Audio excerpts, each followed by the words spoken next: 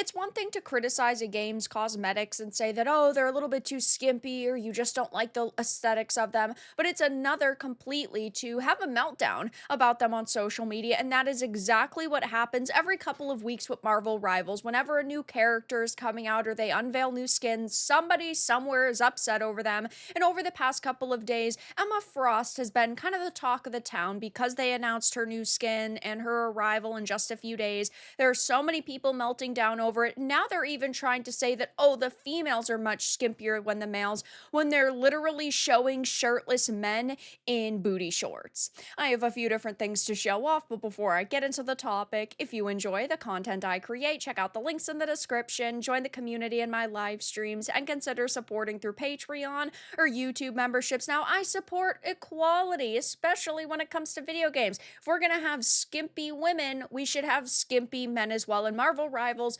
really does give you the best of both worlds. Sure, you can buy suits and outfits in this game that are full body, head to toe armor or bodysuits, and you don't have to look at characters showing a lot of skin. But there also happens to be some costumes where, yeah, the characters are basically wearing nothing. And instead of just appreciating that and saying, hey, you could buy the ones you like and ignore the ones you don't like. There are so many people who are always so angry at this game for the developers daring to push the limits a little bit and show skin that literally every single human being has.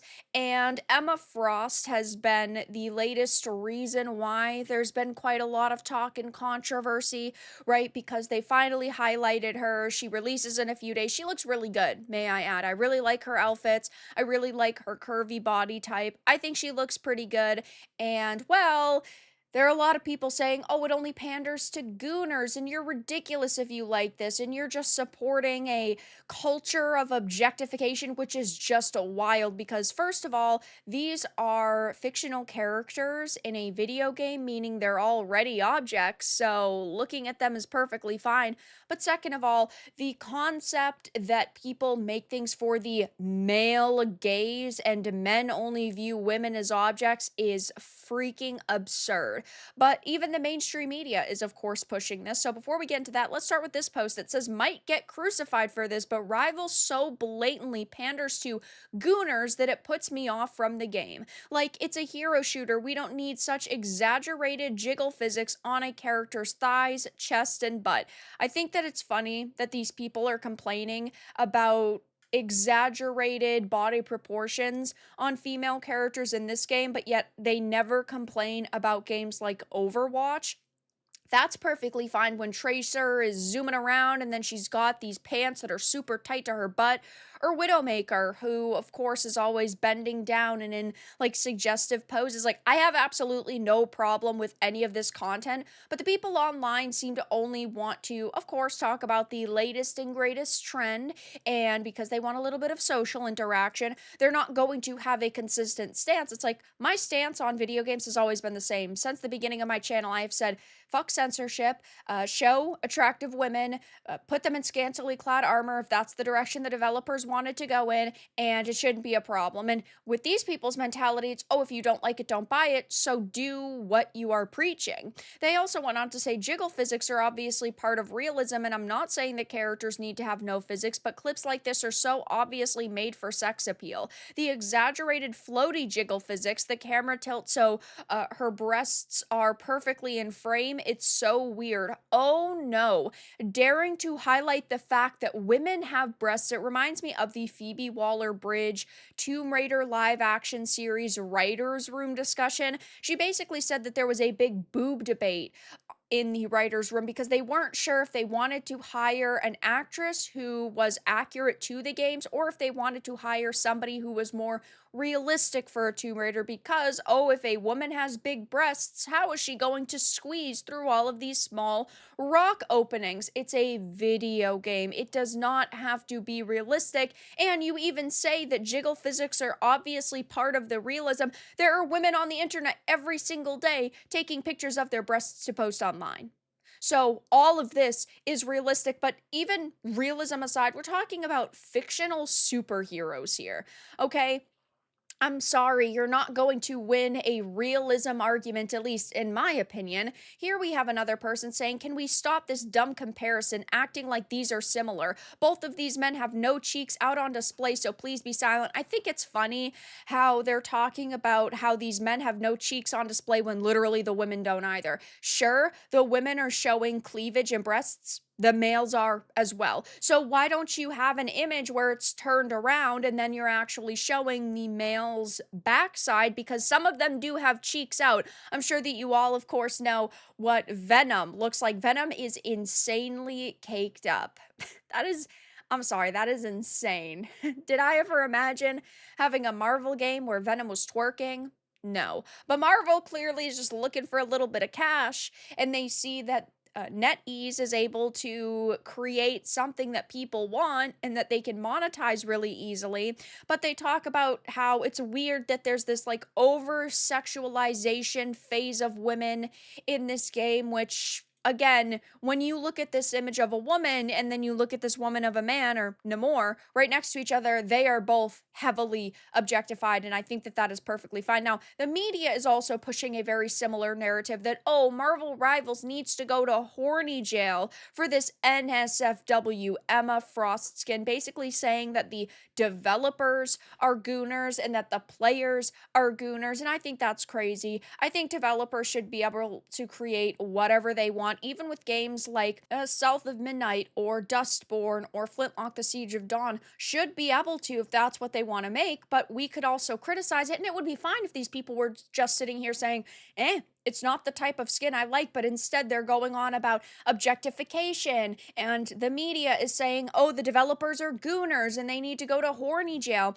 And we even have had Dexerto talking about how Marvel Rivals has mastered down bad marketing, and Emma Frost proves it. I don't think that they're trying to make a game specifically that appeals to like incels, people who can't get laid, people who are down bad. I think that they are just following the comic designs that we have seen in the past. And even if they're not exactly one-to-ones, they're pretty close, or they feel really authentic. They feel like ones you would see in the comics. Do these people not understand the comic medium at all whatsoever? Like, Emma Frost has had significantly more revealing outfits, in my opinion, with all of the corsets and the lacing and the no pants and the high and above the knee boots. Like, she has had very suggestive outfits before, but it's like these people just don't know that, or maybe they just want to ignore that fact because it doesn't help them push their narrative anymore. But I mean, even